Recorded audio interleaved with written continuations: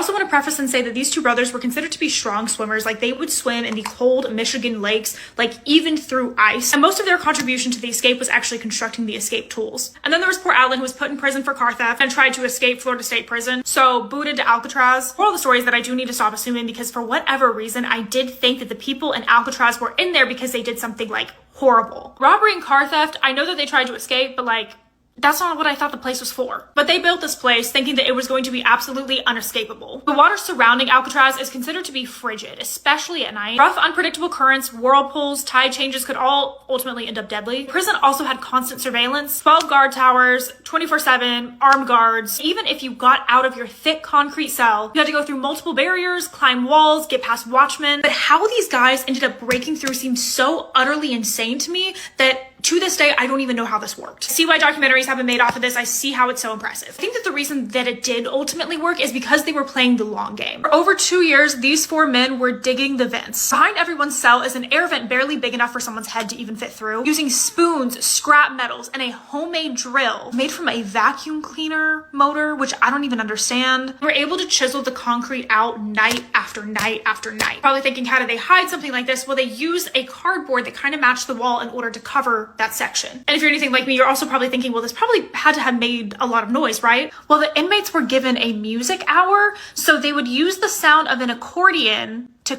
muffle them trying to escape. So after the 2 years were up and they were actually physically able to fit through these holes that they had dug up, next step was to ultimately create a distraction, which they needed to convince the guards that they were still in their bed even when they weren't. They did this through crafting a lifelike dummy head. Using things like soap, toilet paper, and glue, they essentially paper mached a head. They used paint from the art supplies room and real hair from the barbershop. So whenever the guards would walk by and check, they would just assume that they were sleeping.